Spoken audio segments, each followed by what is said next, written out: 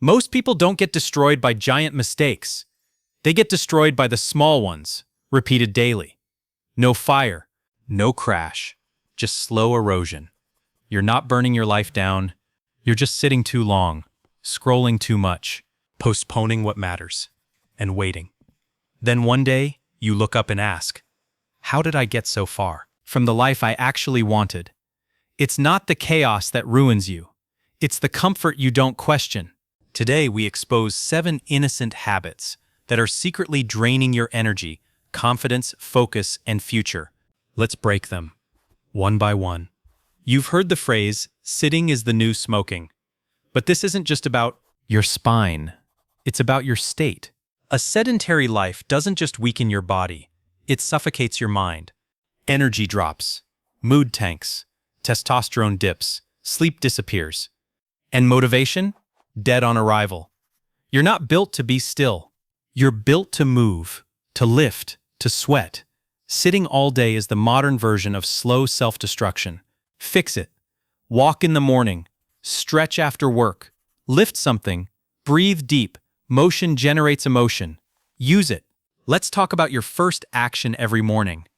You wake up and instead of stretching, breathing, or thinking, you grab your phone. Instantly. Within 30 seconds, your brain is hijacked by notifications, opinions, and content you didn't choose. Then at night, you do the same. Scroll, stimulate, surrender. But here's what's actually happening. You're wiring your brain for distraction addiction.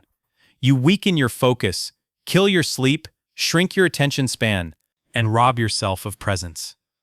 You don't need a digital detox retreat. You need discipline. Keep the phone across the room. Delay your first scroll by 30 minutes. Protect your mind like it's your greatest asset, because it is. We praise the hustle.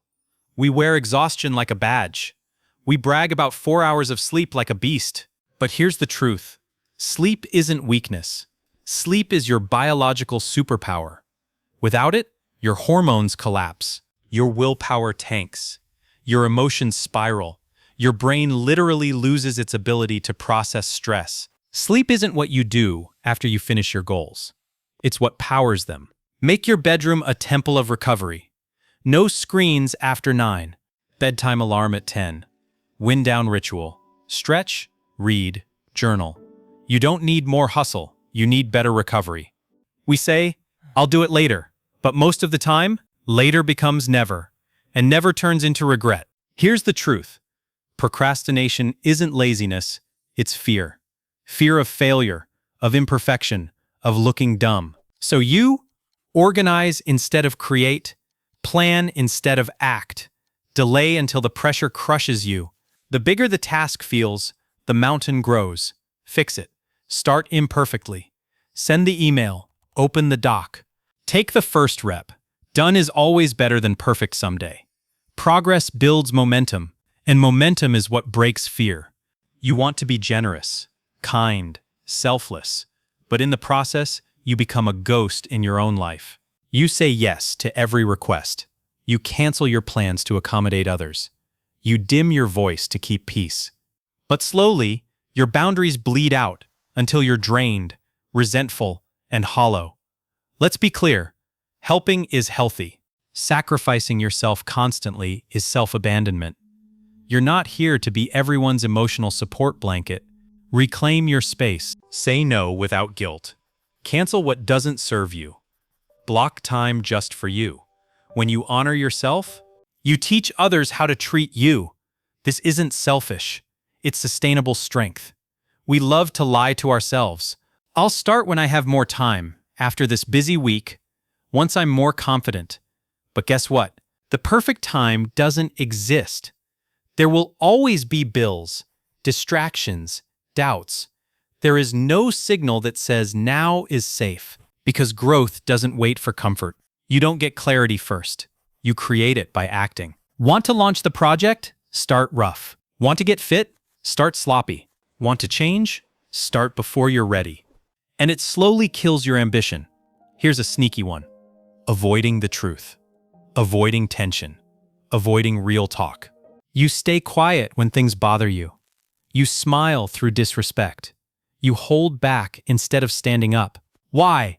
Because confrontation feels scary, but avoidance builds resentment and fractures everything underneath. Fix it. Speak with clarity, not to argue, but to align. Hard conversations aren't conflict, they're clarity. And clarity is the foundation of strong relationships.